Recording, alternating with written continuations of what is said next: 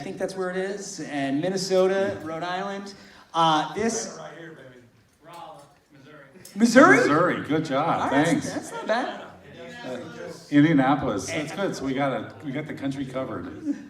Guys, so welcome to our panel. I Ain't Afraid of No Toys. A look at Kenner's The Real Ghostbusters from 1987 to 1991.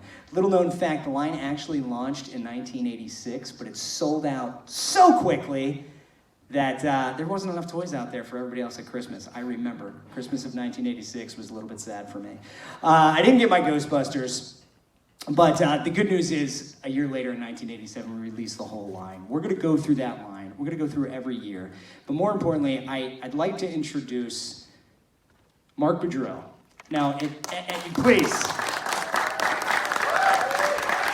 if anybody, Mark, with your permission, I'm going to embarrass you, or at least do my best to embarrass you. Sure. Okay. That's okay. All right. So, Mark has worked on many storied brands throughout the years, including the Chuck Norris brand. I've got more questions about that later.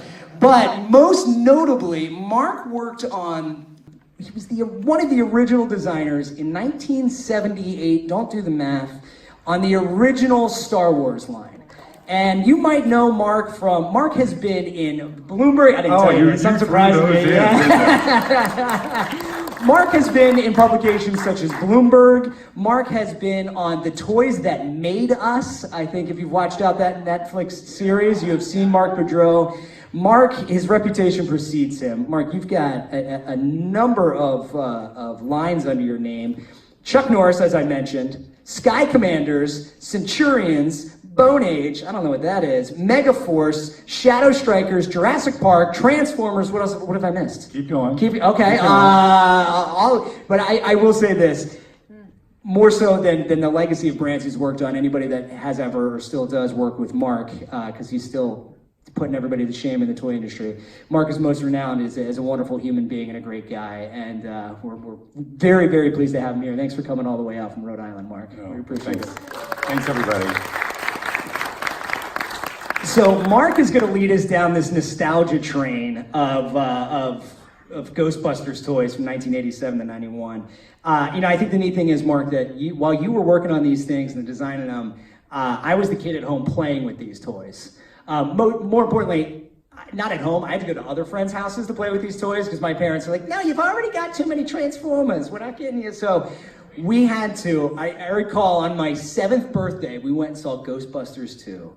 And we came home, me and my best friend Brent, we had the same birthday. We went and saw Ghostbusters 2, and we came home, and all we wanted to do was don all of our Ghostbusters gear and kick some ghost butt. And we did. In the process, I broke a lamp with a golf club. It got out of hand. It was a little crazy. But nevertheless, I've gone through and we started looking at these commercials, and man, anybody that's in the similar age range, these are just gonna smack with nostalgia. So we're gonna take you through some commercials, and we're gonna take you through some product. And, Okay, let's get it going. We got it. Shut up, Kevin. Let's go. Uh-oh. Aren't these the best? Listen, we'll make this sound. It's Ghostbusters. Get your guy out of the sewer, and then this guy eats pizza. I know. Over here, it's Buckeye. I think he's had his eye on you, Winston. Uh-oh, somebody needs a problem. Watch it, that squisher. I think you gross. Let's turn these ghosts into toast. Euthanize them. Ghostbusters, each sold separately from Kenner. Wow! Oh, yes. There's an empty chair up here. You, sir, not only get another poster at the end of the evening, yeah, we're going into the evening, you also get an autograph from Mr. Mark Boudreau for that. That was, oh my goodness. Oh my goodness. Thank you for making up for my complete lack of preparation. No, I think Aaron might try to fix our little issue, but that was awesome. Is my computer what? And your name was? Sir, what was your name? Your name? Jack Porter. Jack, thank you very much. And he's only 17. But he has YouTube.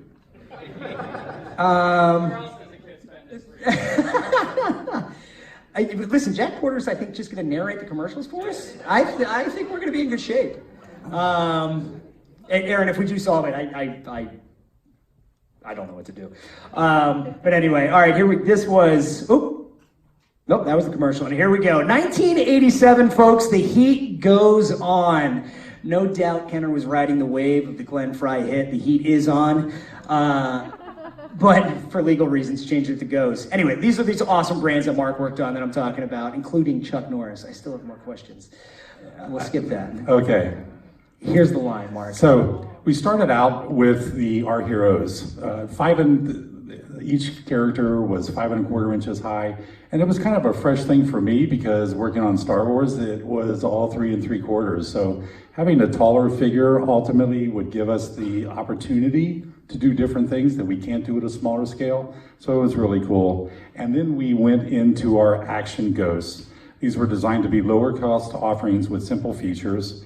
And the really cool thing was we started using well-known phrases like bad to the bone and bug eye to help with our development process. And it was funny, in the film, I remember seeing Peter calling Janine bug eye, when she's talking to them in the office. So while most of you have seen the production ghosts, we have brought along some original sketches circa 1986. That's 33 years, that's nearly half of my lifetime ago. So it's cool. It's cool that Ghostbusters is very relevant to this day.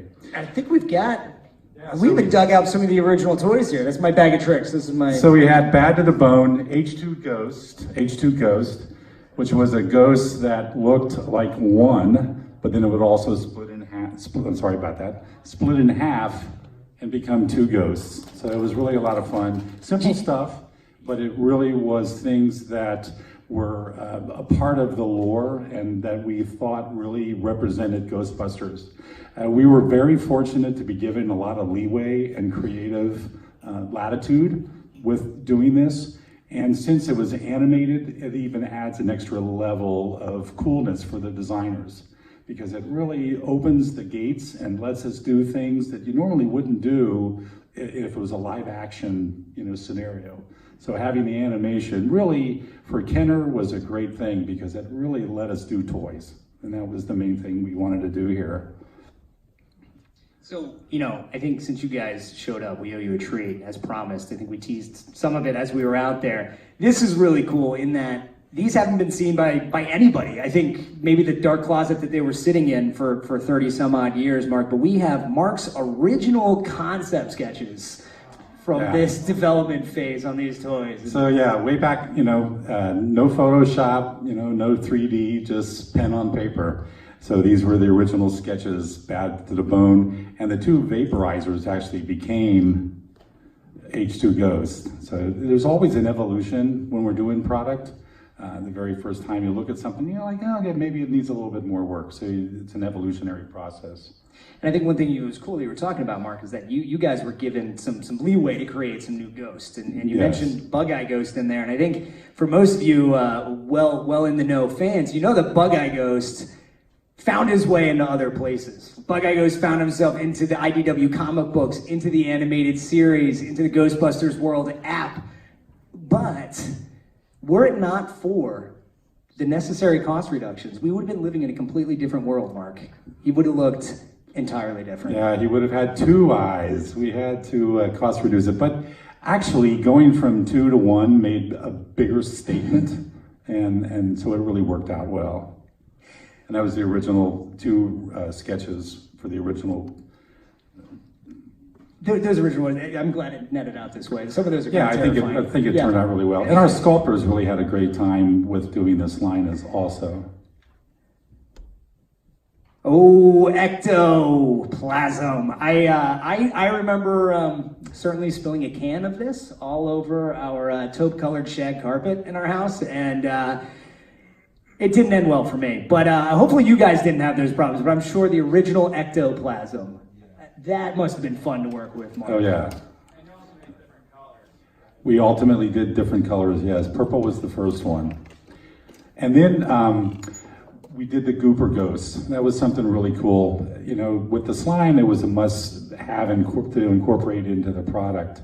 Our goal was how do we take these oversized ghosts and have them be very interactive with our figures? So we had Squisher, And these are all the original Kenner sketches in our preliminary model. So you can see that they made it to the production intact pretty much. Squisher was all about, you put the character in, push down on his head, the slime would ooze out of the mouth and out of the nose. So we really tried to make this as gross and as cool and as fun as possible, take full advantage of the slime. Then we had the Banshee Bomber. Is this Eric Estrada action figure in all of these pictures? Well, back in the day, we would mock things up, and we would use any and everything that we could find. Or Eric Estrada. It is called kit bashing. That is very good. The Banshee Bomber was truly a winged terror with its spring-loaded mouth dropping slime from above. And then finally we had Sludge Bucket. Its mouth was the reservoir, and by squeezing its tail, air would be pumped up into the slime and create a bubble. And you just didn't want to be around when it popped. So he originally had this hurling feature. Yes, on the original design, he was a goose slinger, right? So he could actually, you'd put slime in his hand and it would be spring-loaded, and you'd actually throw slime or throw a figure. Sometimes cost reductions happen, and so the arm went away and it just became a sludge bucket instead of a goose slinger. Plus the name Sludge Bucket. Yeah, that's so much cooler. Right? Ah, the Ecto-1! We got it! Boom! Oh wait, and the seat that always fell off, that you always lost. Gunner seat on top, and the claw in the back, the ghost winder. You guys remember this? You would do it. You would open the back and You'd wind it.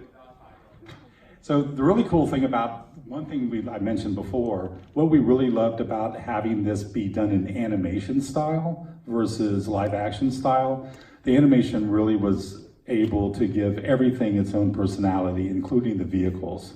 So you really got a unique presentation for the line, and which I think made it very special and unique. One thing before we get into some role play, I used to teased out. I just teased the role play. Sorry, go ahead. That's okay. There was a friend of mine that I worked with for a long time. His name is Ham Woodhouse. He's no longer with us, but he was responsible for most of, if not all, of the role play for Ghostbusters and many other weapons on many other lines. You might have heard of a lightsaber. You know, he was responsible for many of those other things. So I just wanted to do a shout out to Ham. I know he's up there listening and did a great job. You know, we had the ghost popper. You needed something that could neutralize a ghost at a distance, and the ghost popper was the answer.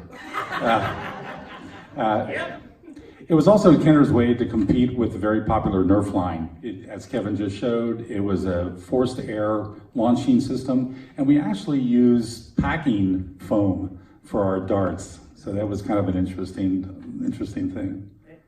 So as you mentioned, these originated as what Kenner's attempt to, not attempt, but Kenner's answer to Nerf, right?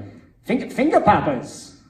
You pop them with your fingers. Is that like, boo? Yeah, and then all they were was packing peanuts, and so we just put them in a blister and sold them. So. That's fantastic. Well, every once in a while, you know. Ah, capitalism, I love it. Yes. That's fantastic. But so it's like pool noodle material. Pool noodle material. Not yes. a life-saving device, though. Correct. Okay. Well, unless you had a lot of them, but. So we want to kind of change gears a little bit here. With all this high energy capture going on, we also wanted to explore the ghost softer side. The Safe Puff was big and huggable, and Slimer made for a great hand puppet. Kind of reminds me of Jabba the Hutt a little bit, but best of all, they could still be used as targets for your ghost popper. So no matter how cool they were still ghosts, and you still wanted to bust them. And then we had the Neutrona Blaster, aka light tag, a laser tag. It was a safe, fun, and active way to bust. Shoot your friends in the crotch. Long range. I was just going to say long range, but okay. I guess that'll work too. Why was he in a sewer? I have no idea. I'm sorry, you didn't have to do it in the catalog. But listen, I often played in sewers as a child. I get it. And last but not least, we had the Proton Pack, the ultimate ghost-busting piece of hardware. It told those ghosts. I saw a lot of great cosplay Proton Packs today, so kudos. So it meant that you meant business if you were wearing your Proton Pack. The envy of the neighborhood, the Proton Pack. Yes. Goodness. Uh-oh, and then it came 1988. Look at that. The sun is rising. It's rising in 88, right? It must be. It's gotta be. We're gonna do, you guys will recognize this one. Oh, wait, hold on. Oh, that sound! I'm sorry, Jack. Real Go ahead, do it. Firehouse playset. Magnet, our firehouse is haunted. No way. Oh no, I've been gooped. Goes to the stadium. The real Ghostbusters, each sold separately, assembly required. Hey buddy, see anything weird? It's Tombstone Tackle. Don't lose your head. Hey guys, there's a policeman. Oh no, it's Tom. I can't believe my eyes. Whoa, we're not scared. Oh, the puns. I love the puns. I don't know if you guys can hear this, but Jack up here, Jack, right? Yes. Recited that whole thing. Word for Again, word. I think it's, I don't have anything else to give you other than posters, but please keep going with it. Yes.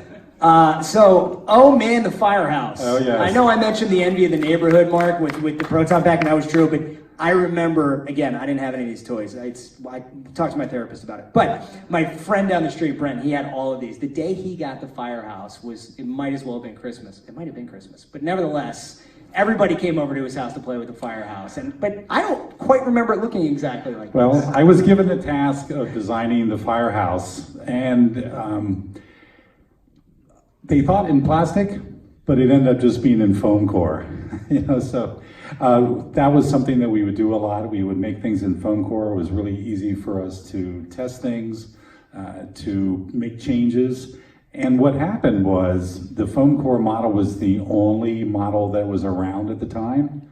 And so they used the foam core model as the underlay for that particular illustration.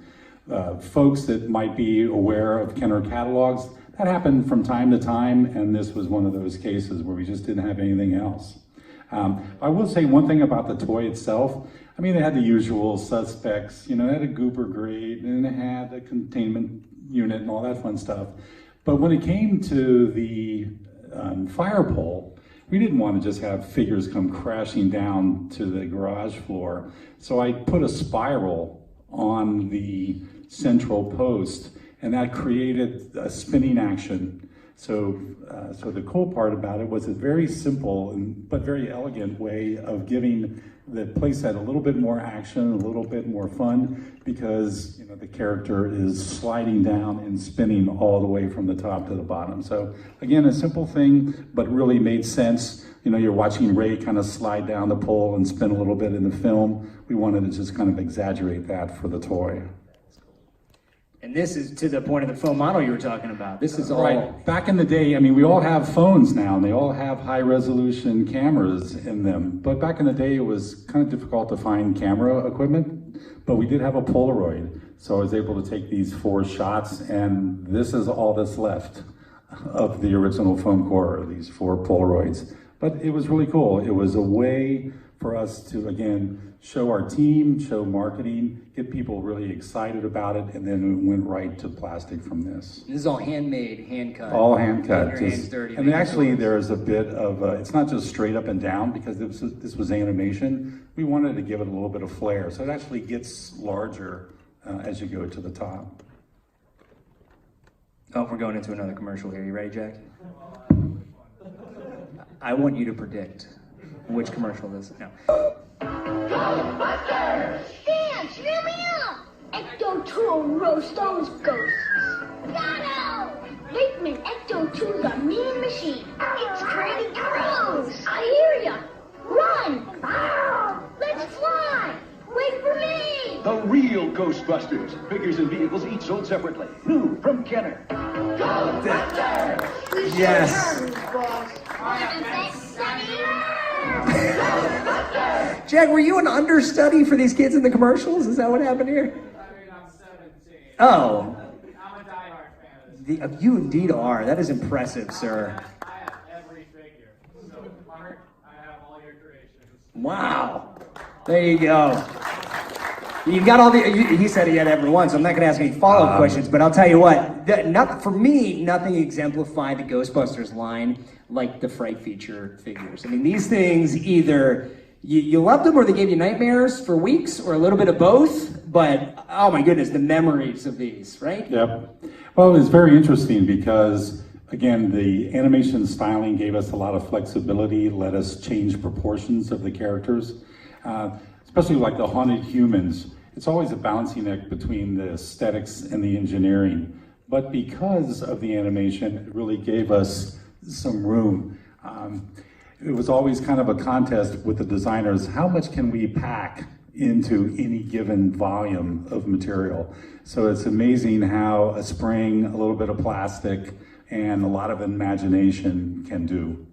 So we thought we were able to combine all of that stuff into a pretty successful segment, and so we think it's a win-win. Oh, we talked about the Ecto-2 there. Yeah, that was really cool, something that we just made up internally. What we would do, we would typically do a sketch. This is my first sketch that I did of the Ecto-2, just real quick, one afternoon. And once we do a sketch, it's shown to the team. If that's approved, we had our own model shop. And so we were able to make one-off prototypes, prove out mechanisms and everything. So it was fully ready to go. I worked in the preliminary design department, and then we would turn things over to our production group, and then they could follow through in production. And I gotta tell you, Mark, these designs, as we go through this, it really makes you appreciate the fact that you guys are, you've really captured just the spirit, the whimsy, the tenor of this brand, but really your designs and what you guys were developing kind of became a part of the design language and the flavor of the brand. And I mean, I think it's just really cool that we've got you to thank for really kind of baking some of the elements into this brand that we're so familiar with. It's really cool. Case in point. Oh, the Highway Haunter, I believe it was. It was a great little Volkswagen that turned into a praying mantis, which is kind of fun. That made an appearance in the comics as well. There was a comic cameo in there. We've got a couple other comic cameos along the way as we go through here. So 1989, with its 1959 theme here with the jukebox. Oh, so this is, here we go. Now we're into Ghostbusters 2. Jack, what do you got for us? I actually can't remember. We found his kryptonite. Well, I've seen the other version of this one, which was a lot, and it featured the Ecto 500. Oh, yes, the Ecto. Jack, you may not have remembered it, but you provided a perfect segue into the Ecto 500. Thank you, sir. By the way, we're still impressed. We can't. Come on. A little known fact. Did you guys know that in the sequel, the Ecto 1A was originally called the Ecto 2?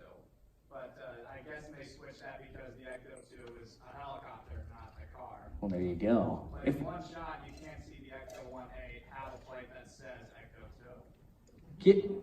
Well, there you have it. And we got some film trivia in here as well, Jack. We were not at all aware of that. I'm sorry, I thought we were segueing into the Ecto 500. That's a little bit later. I buried the lead. But these guys.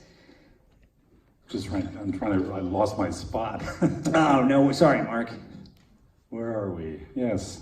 Super Fright features. Yes. It was really cool. The Super Fright features, Kevin's got a couple of examples. Again, a challenge. The 5 1/4 inch figure really lent this to happen. As I mentioned before, a spring, a little bit of plastic, and a lot of imagination goes a long way. These were concept. Go ahead and hit the next slide. We started doing concepts of what these Fright features might be. So, yes, and simple mechanism, little push button on the back. And then it also showed our model shops models. And the interesting thing was, when you do preliminary things, they don't always correlate to exactly the production. But the big challenge was, how do you fit 5 pounds of Fright into a 2-pound hero, right? Because it really does take some ingenuity to get all this mechanism within tight spaces. So we had Scareface Winston that actually became Ray. We had Heads Up Ray version 1 that became Winston, Heads Up Ray version 2, which became Peter, and then Janine ended up with the fish tank helmet. So, do you have that? Yeah, fish tank Janine, yes. So that's cool. Terrifying eyes. Yes, and speaking of Fright features, actually, if you go to the next slide, I think as cool as the Fright features were, I think the most terrifying ghost that we ever created was Fearsome Flush. So like the bottom line here is, remember to always look before you sit. Yes, And speaking of IDW Comics, I think the guys that were in here before would appreciate, they have, what's going on? Found their way to sneak Fearsome Flush into the comics too, in the most subtle of ways. I don't know, I guess that's subtle, but nevertheless, pretty cool. yes, it is. A nice homage. Oh, this guy, the mini trap. I always remember. Remember this? You stick your finger in and chop it every time. I don't know, like was the play pattern that I was supposed to be able to get my finger out there in time? Well, see, that my was little knuckles were so bruised. that was Mr. Woodhouse. Oh, of course See, he it was British and he has that sort of humor. So I think that was his way of kind of getting back at the rest of us. So we talked about the Ecto-3 and the Ecto-500. So going from a go-kart to IndyCar, it was always fun to take our everyday recognizable vehicles and retrofit them into awesome ghost-busting machines. So we have the Ecto-3 here first, and each of the sketches show a refinement of the function. We have these little electrified fly swatter, ghost swatter tongs in the front. So the sketches were a great way for us to quickly make changes, and then again, our model shop created the model that you see there. And then for ghosts that were faster than the average go-kart, the team needed to get a little bit more horsepower, so they created the Ecto-500. Here you see the original sketch. The original design used a rear wing trap that swung forward to capture the ghost, while the production version used extendable air intakes to kind of grab your ghost. So again, but the nice thing about it is, as Kevin mentioned, we tried to come up with a new form factor or a unique form factor for Ghostbusters. And so instead of using a high-tech Indy car, we used, 50s, 60s version of an Indy car. We'd like that vintage retro look to the elements that we designed for Ghostbusters, and that's why you see the appearance that you see. These could be our four. Oh yeah, no, okay, so another commercial.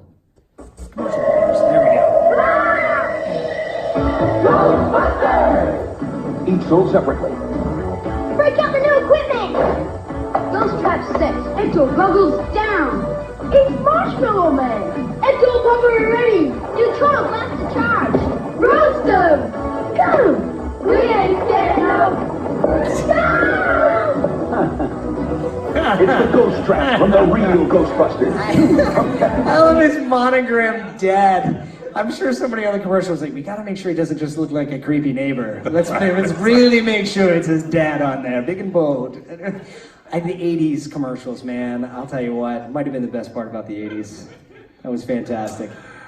Okay, we'll continue with Ham's roleplay elements. To be a Ghostbuster, you needed your proton pack, but you also needed all your gear, especially the ghost trap. Ham used a simple air pump to activate the opening doors for the containment unit. Sometimes there's always a tendency to complicate designs, but he knew that simple was always better. And at work, we always said, it's the old adage, it's the old KISS principle, if any of you guys know what that is. So it was something that we kind of lived by. We thought that, you can always make something really complicated and expensive, but it's a real master who can simplify things and still deliver the content, but make it something that's fun and functional and also elegant. Keep it simple. Keep it simple, stupid, There it is what is. that means. Just in case. Just in case you didn't know. There it is, the ghost trap. Yeah, and that's Ham's sketch and our prelim model, So cool. which looks just like out of the film and out of the animation. Oh man, we're getting into the 90s here. Then came 1990, and they were back. The Ecto With a 1A. vengeance. as we've learned. Yes, and we started with the slimed heroes. We always had a lot of fun developing each hero series. This time around, we use a bit of magic technology. We love the traditional slime, but it was always a bit messy. So we turned to chromatic paint. At room temperature, this paint, when applied, was nearly invisible. So it was perfect for what we wanted to do. It was a bit more expensive, but the end result was worth it. So our heroes thought that they would be protected from the ghosts by using their high-tech gear, but they were in for a big surprise. So you just filled your ghost with cold water and you watched the fun slime pattern appear.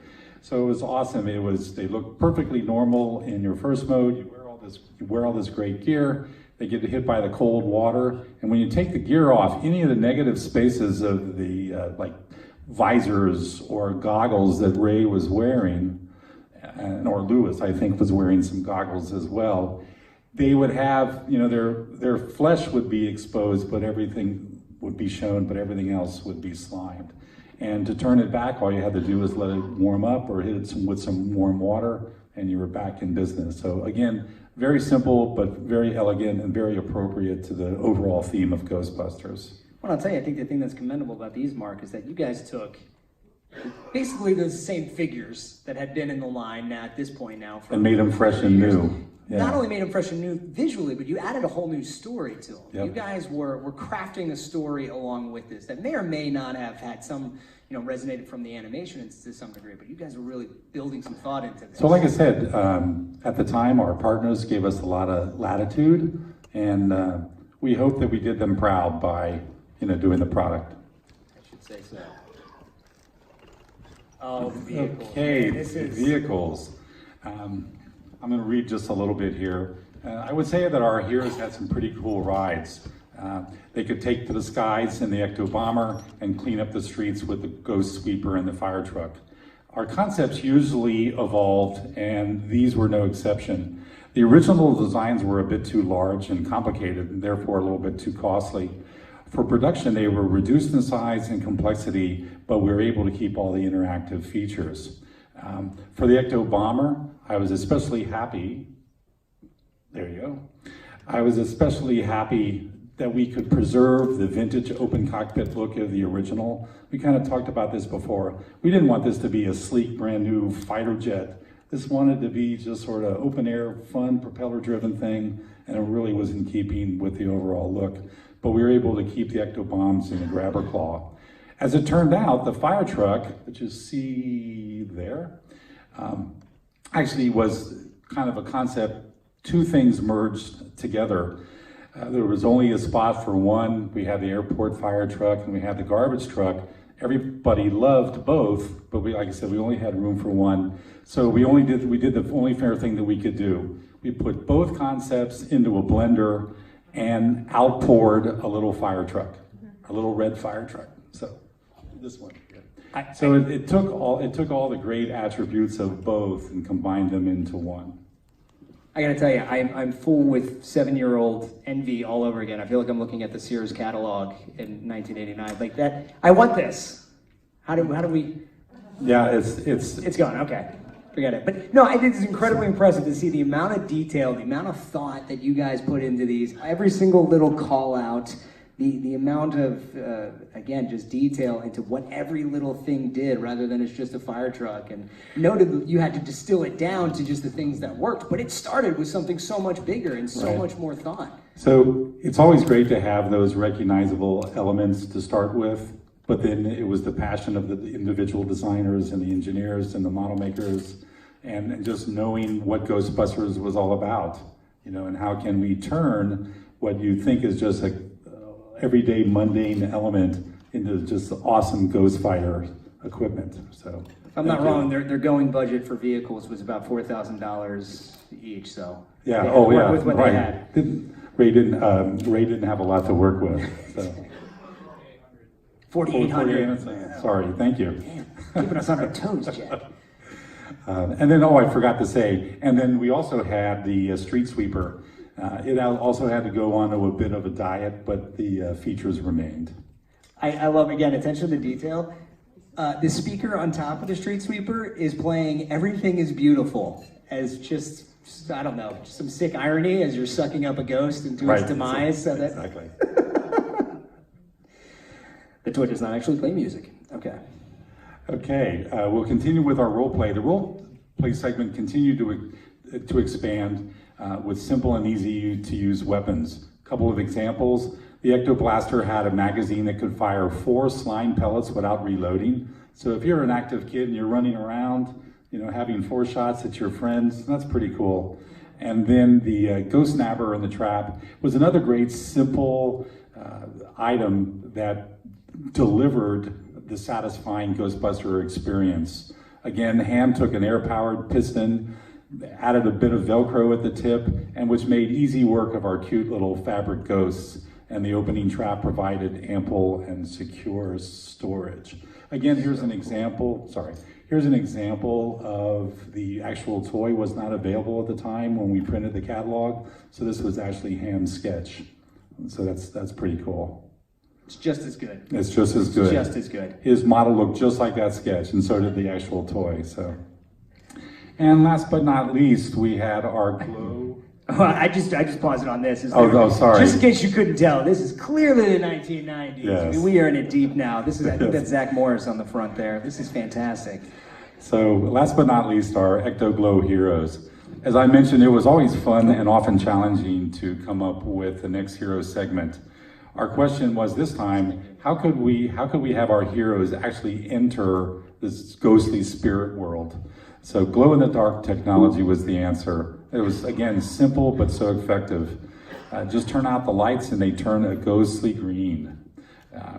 We molded the figures, the gear, and the ghosts in phosphorescent pigment. And since green actually holds the light charge the longest, green it was. And it really, I think green really made a lot more sense than any of the other colors that we could have used. And Slimer comes to mind. So it really, again, was a part and parcel to what we thought Ghostbusters was all about. Now, I noticed there's severed heads at their feet here, Mark. Yes, something a little bit different. Sometimes in the action figure world, we'll have interchangeable heads, different expressions, things like that. But for a kid line, this is pretty unique to actually have severed heads in the package. But the reason we did that is because they have their day mode, right? You have to have just a normal head. And then, but when they went into the ghostly world, it wouldn't have been too good. Their heads would have just been floating around, and the ghosts would have seen them right away. So we had the interchangeable heads, so that when they decided to go into the ghost world, their heads went along for the ride. So it was very unique, again, for a kids segment. A lot of times we do it in the older action figure stuff, but it made a lot of sense for this too. So now, I think we've got a few minutes left here. We did pretty well on time, Mark, and I think first of all, round of applause for Mark. Yeah. For all you guys, we appreciate you coming out. But Mark, this is such a small fraction of your body of work, but so grateful to have had you work on this. But if we've got time for some questions, you open to fielding some questions? Well, I appreciate the invite to come. I mean, I see a lot of passionate, fans here. I've seen a lot of other folks fully dressed outside. So I applaud all your passion and keep Ghostbusters going. So congratulations to you guys. We do have some questions. I'll bring the mic around.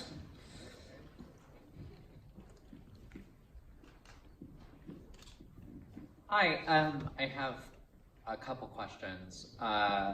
One, I noticed Egon's Lab was up there, and I understand that was never actually released. So I was wondering if you could talk about that, and also I was curious if you had any input on the Diamond real Ghostbuster figures that are out now. I don't know much about the characters you just talked about, unfortunately. Okay. But I kind of worked on Egon's Lab. Memory serves, I thought it was produced, but it may not have been. It was a long time ago.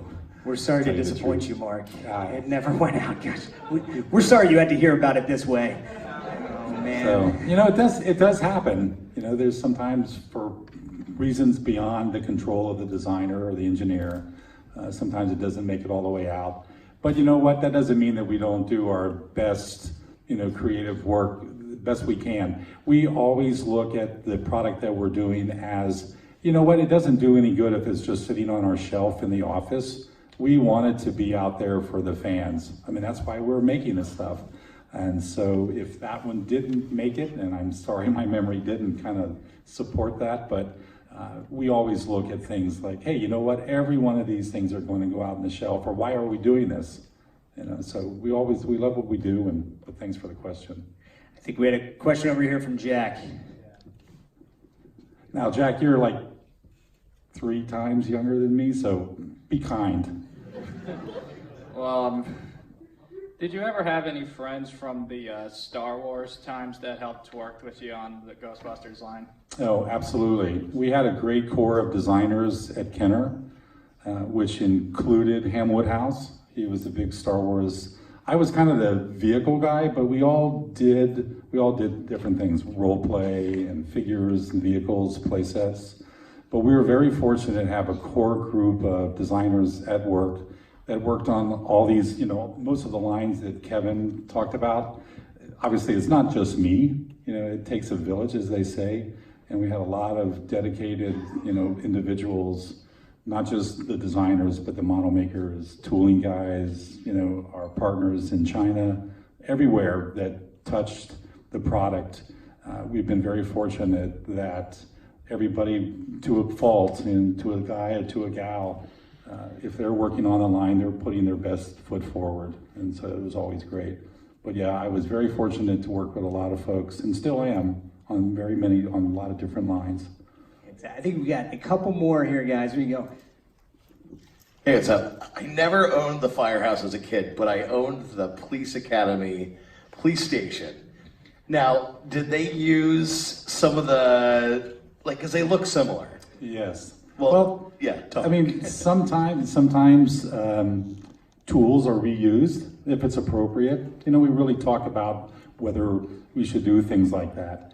If you can change up, if you can use a tool and save a little bit of money, that's not a bad thing. And if it works out to be appropriate for the given line, again, that's not such a bad thing. And as long as it can deliver what the new brand is looking for, that's not bad.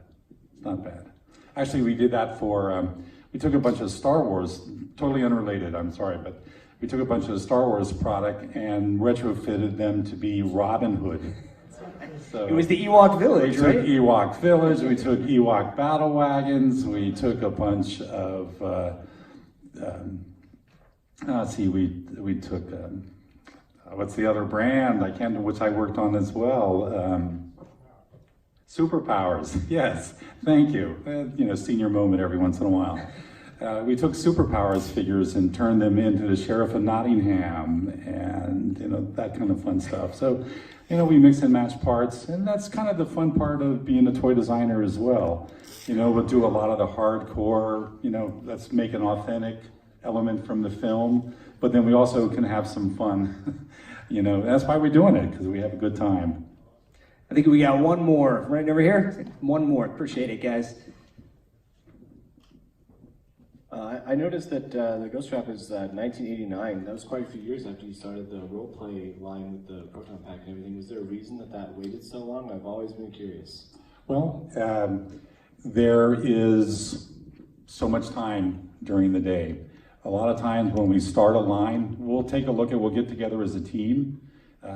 We'll get together with the licensor and then everybody. So everybody has an input. We will take a look at what are the key beats and where do we need to kind of start. So obviously proton pack is way up on the list. The trap is as well, but you only have so much bandwidth. There's only so much hours in the day. There's only so many people working on the product. We all would love to do this stuff at the very beginning. But what's really cool about it, you notice that we did Ghostbusters for 5 years. So there's something to be said about being able to let the line evolve. And it just made sense by that time we were ready for that trap. I lied. I'm going to allow one more question. These guys got here first. They sat all the way up front, came in from Saskatoon. Here you go. What has been it could either be Ghostbusters or any other product line that you worked on. What's your favorite, and then what's one that you wish you could have done something differently? That's a loaded question. Should have started with that. Full of people that like Ghostbusters, right? Well, first of all, I've been very fortunate. I started back when I had black hair and young and all that fun stuff. And so I've been very fortunate to be in the toy business. My first exposure to toys was Star Wars, and I'm still working on that to this day. So that's a once in a lifetime thing that's not lost on me. But I've had the opportunity to work on, Jurassic Park, had presentations to Mr. Spielberg, actually playing dinosaurs with him on the table. A lot of things that you would never be able to do in real life. But working in the toy industry really has been very special. I will say that the one thing, well, as many toys I like, for Ghostbusters, I think Bug-Eye was like my coolest thing, just because it was just goofy and fun and very fun to play with, lots of energy. From the Star Wars sense, I've designed all the 3 3/4 inch Millennium Falcons that we've done for the last 40 years, so I'm kind of proud of that. Every single one. And actually, I got to sit in the cockpit of the Millennium Falcon in England when they were filming Return of the Jedi, so that was kind of cool. It's hard for me to actually pick one thing, because I've had the fortunate ability to work on a lot of things. But I would say, and this is kind of sound corny, but it's true, I think the biggest thing is working with all the people that I've had a chance to either meet with or work directly with all these years. A lot of people have gone on and done other stuff, but everybody that worked on the various lines, whether it's Star Wars or Jurassic Park, Ghostbusters, what have you, everybody's left their mark, either in the catalog page or on the shelf. And we hope that in our own little way, we hope that we've left our mark with you guys. It's something that, we're boots on the ground. We're in the office every day.